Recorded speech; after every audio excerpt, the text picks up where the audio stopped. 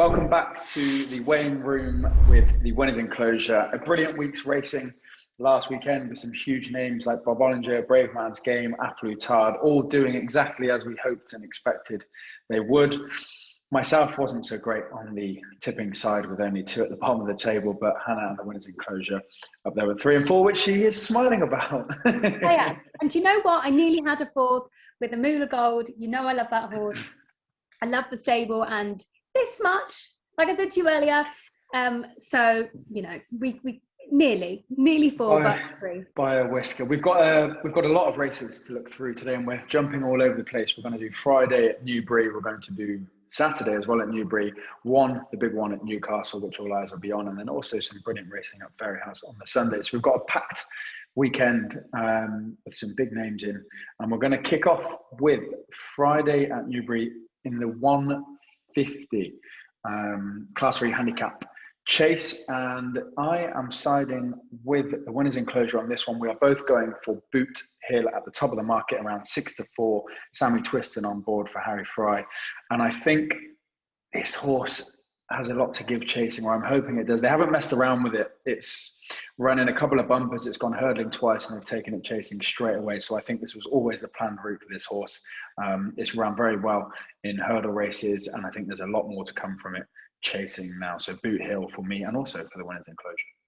Well, I am what looks like to be at the moment the second favourite, Mr. Kofi, ridden by Nico de Bombu, who'll take the ride again tomorrow, it's out of authorised, goes well after a break. It's won on every seasonal debut so far, and he makes his debut over fences. He'll have a big competition with Solo, he's moved. It has moved in the market since I was writing this. Who at the time, like I said, had moved, and of course you've got Boot Hill as well, which is still leading the market. So it's going to be a bit of a challenge. Last appearance at Aintree, came 4th and went off as the favourite. So yes, I am going with what looks to be the second favourite for the moment, Mr. Kofi. A competitive race for sure. Next up, we are moving to the 3 o'clock at Newbury, and a race with some previous form. I was at Wetherby watching Indefatigable, I always struggle to say that, beat Paisley Park, and I've got to say I'm surprised that Paisley is still going or hanging around 7-4 favourite and Indefatigable 7-2. I know that Paisley Park has a brilliant history and is a very impressive horse, but the way in which Darryl Jacob won at Wetherby, I think you cannot ignore that price. And for me, I am going to side with it. Again, it's not as exposed. I think it's still got some improvement left in the tank. And as I said, the way that it did win at Wetherby, I back it to do the same again. So for me at 7-2, Indefatigable is my selection for the 3 o'clock. The Winners Enclosure, and I think maybe yourself, Hannah, as well, have sided instead with Mrs. Milner, another improving horse. No, I'm not. I'm not? I'm going against all of you. I'm going with Paisley Park. Now, last year's winner was Time Hill. It came second to Time Hill, but it won this race back in November 2019, so already been there, done that. Last time out we saw at Wetherby. I think I did pick her for that one, and I was a little bit disappointed. She's wearing cheek pieces this time for the first time, so hopefully that will sharpen her up a bit and push her on. So yeah, that's who I'm going for in the 3 o'clock, Paisley Park. Paisley Park. I think that horse might have had a stay, but maybe I'll be eating my words on come Friday. Moving across to Saturday, that's all from Friday. Yeah, so the 14:25 on Saturday, we're still at Newbury, but just a different day, is the intermediate hurdle. Class 1. I am siding with the Winners Enclosure, and I do believe it's also your choice as well, Frankie. I think we're all going for the same, Soaring Glory. Now, trained by John Joe O'Neill, ridden by John Joe O'Neill Jr. Last time out, won at Ascot by 2.5 lengths and was the second favourite. It's a 4-horse race, so really I don't think you can go wrong. I mean, I don't think obviously one to put a bet on, but as we are just picking winners and who we think we're going to win, I think this is a no-brainer really. It's had 7 runs over hurdles and won 3 of them. It's top of the weight, but yeah, it's a full runner field. So I do believe this will be quite a good one. But yeah, Frankie, over to you. I think you're picking the same. Soaring Glory, yeah, again for me. I've actually been not talking this horse down, but I said it was a little bit overhyped, and I was very wrong when it won well last time out. So now I am Team Soaring Glory. And I think it's more, it's a better horse than I gave it credit for. So yes, full house for the three of us with Soaring Glory. Okay, so now we move on to 3 o'clock. We've got the LADBROKES Trophy Steeple Chase. It's raced over 3 miles, 1.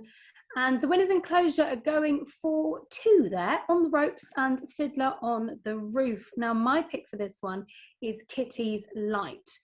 Currently at about 10 to 1, looks to be. It's about round about there. Out of Nathaniel, trained by Christian Williams. He's won at this distance before. Second to Fusa Raffles by 4 1/4 lengths. Second at Chepstow on the 9th of October to Chirico Vallis. Carries 10 stone 13. And the trainers reported that he's in fine shape ahead of the race. So for me, that looks to be good. I mean, I think that's a pretty good comment to say. He's in a bid to become the youngest horse to win the prestigious staying handicap of 5 years old since the race inception was the Hennessy Gold Cup in 1957. So we could, if he does come in, we could have a nice little new history maker there. So yeah, that's my pick for the 3 o'clock, Kitty's Light.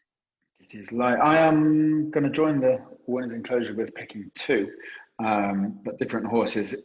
Eclat de Rire would be my selection. I really like this horse. It travels so well, and at the festival last year, when Unseating Rider, I thought it was going best of all. I mean, Monkfish is an absolute beast, as we know, but I mean, during the race, I would have had it maybe to win. I think it's a really exciting horse.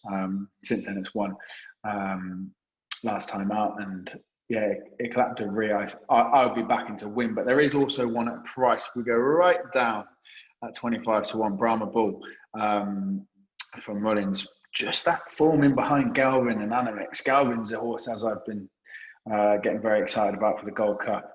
A brilliant staying and jumping horse, and only 3.5, 4 lengths in behind that.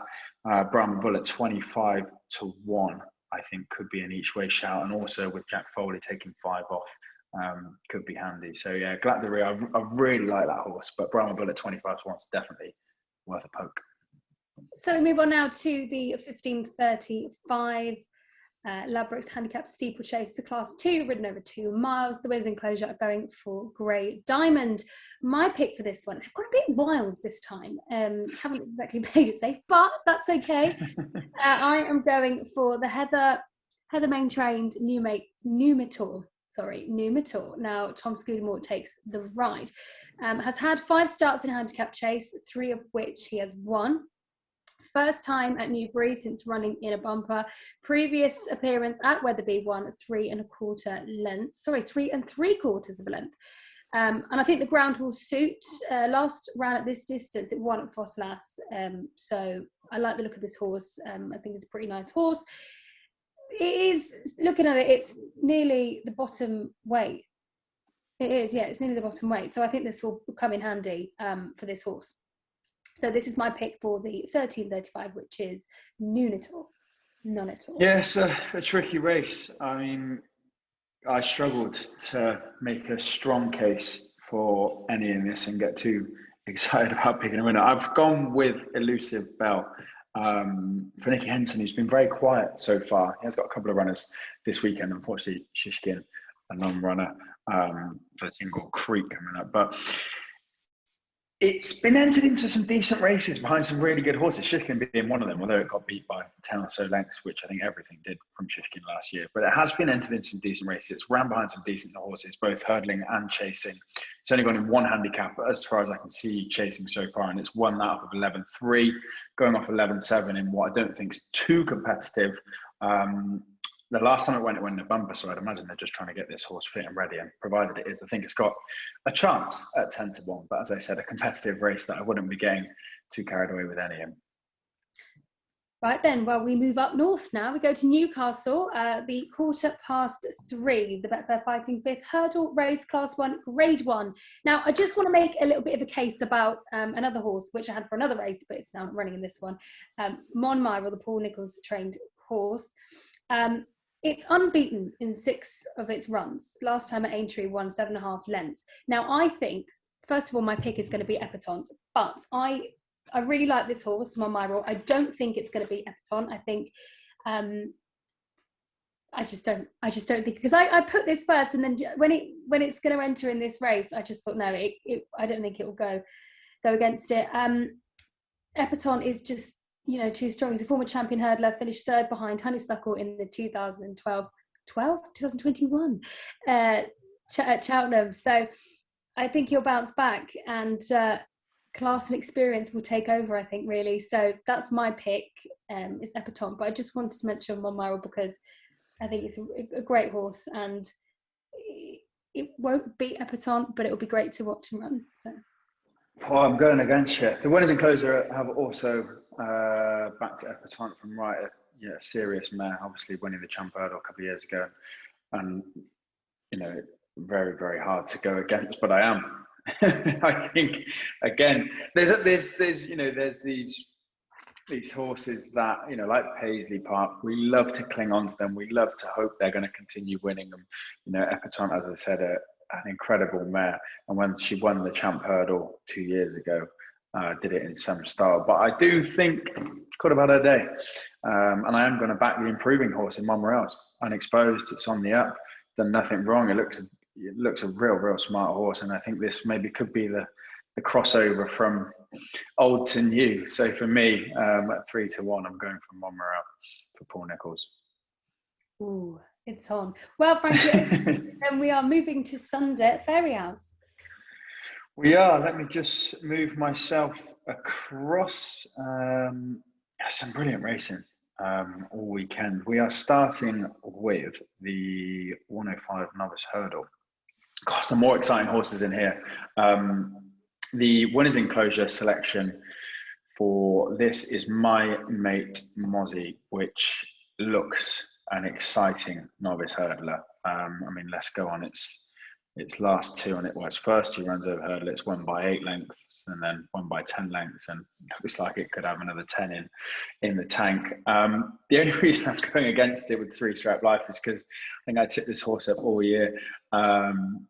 And at 4-1, I take my chances on it. I've backed this horse. I did back this horse for the Supreme this time round. It came 3rd, I think, in the Champion Bumper at Cheltenham last year.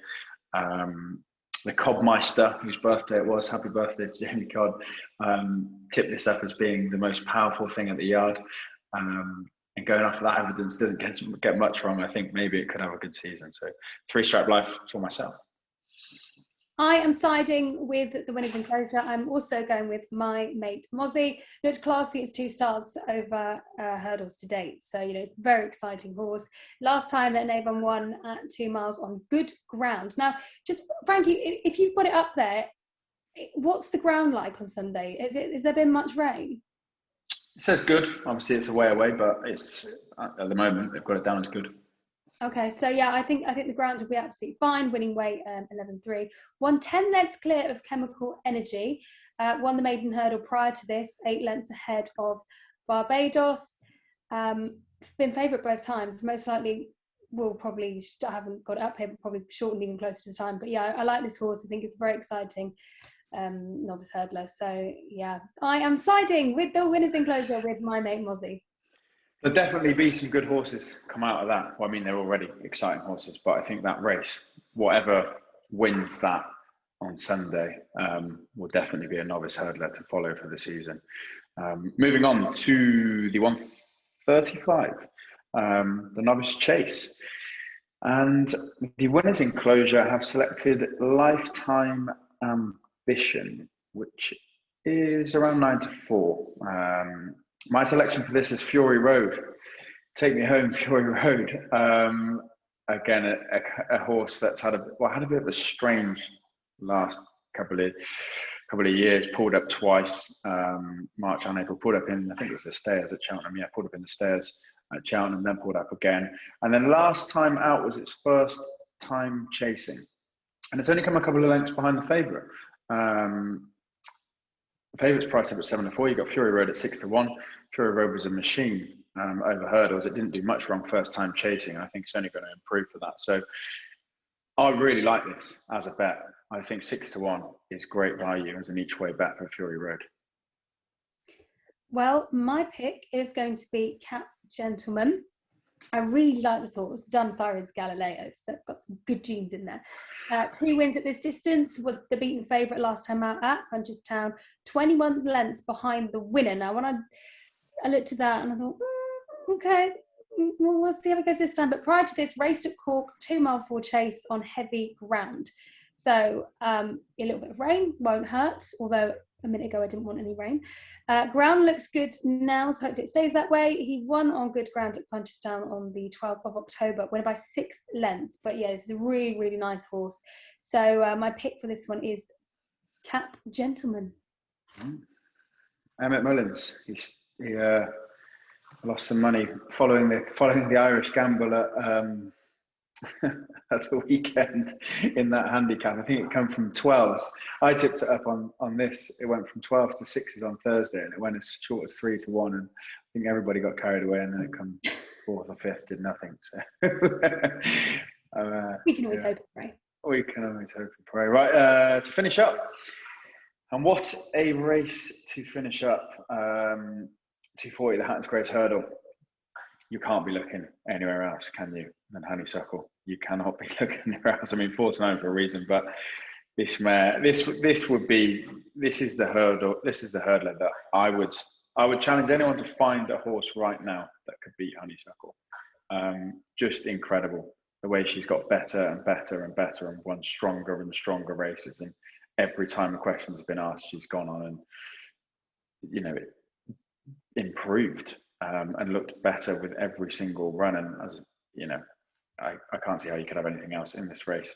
And I can't see a horse right now, a hurdler right now, that could beat her. So Honeysuckle for myself, Honeysuckle for the Winners Enclosure. And I'm sure, Hannah. Yeah, you're right. I'm going with Honeysuckle.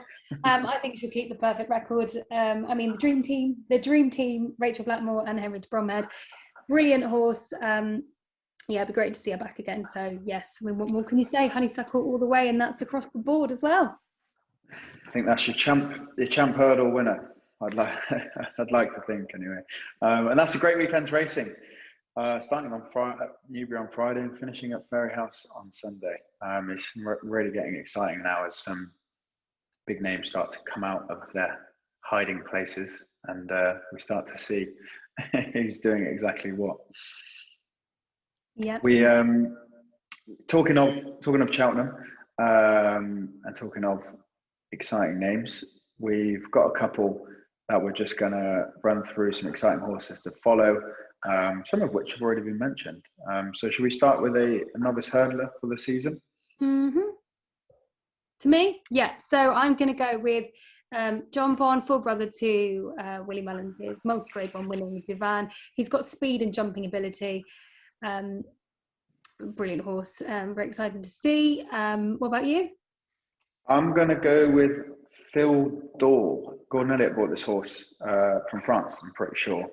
And it ran in the same race that Calixios won last year, which then went on to win the Triumph for Gordon Elliott. Same owners, same race, bought from France, hosed up first time out. Looks real smart novice hurdler. So I think Phil Dor heading towards the Triumph hurdle at Cheltenham could be a real good one to follow over hurdles. Chasing wise, is the question Bob Olinger versus Braveman's Game as a novice chaser? Is that the question? Who would you have if you could own Braveman's or Bob Olinger? Who would you have? Well, that's unfair because I put both, but I would say Braveman's Game because he's just brilliant. I mean, the flight on that horse is unreal. He jumps fantastically, and he's obviously on brilliant form. So I noted both of them down. Yeah, I think you're from the weekend. You'd maybe have like Braveman's looked a smarter, real classy and clever chaser, and didn't put a foot wrong. But then on the other hand, Bob Olinger looks just a bit of a machine. He looks strong and big and powerful, and you know, it definitely wasn't as clean over fences, but you think if it gets it right, it's a powerful horse. Yeah, exactly. But I think if I had to own one, if I was given one tomorrow, to put in my stable. Be nice. That would be nice. I've got room out there.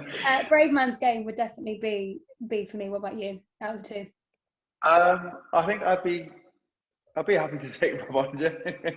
I think I think I would. Just that it's just a beast, and it's got plenty of time to get used to going over fences. It's only going to get better. But yeah, I mean, they're both brilliant horses. You won't complain with either, would you? No, we can have one each. So, yeah. In terms of established hurdlers, I think we've surely just both agreed that Honeysuckle is top of the list. And as I said, I would challenge someone to find a horse right now that could beat her. Yeah. You just can't really, can you? I mean, you can't really go wrong there. That's the same as what I've got. And then we've got Established Chaser. Yeah, this is like, it's kind of, I mean, the horse is no longer a novice, but you kind of still get that novice feel to Envoy Allen in that you don't quite know what he's going to do or now where he's going to go. Everyone was talking as Envoy Allen dead cert to go and obviously win the Marsh and then go on to running the Gold Cup maybe this year, but now there's talks of the Ryanair looking more likely.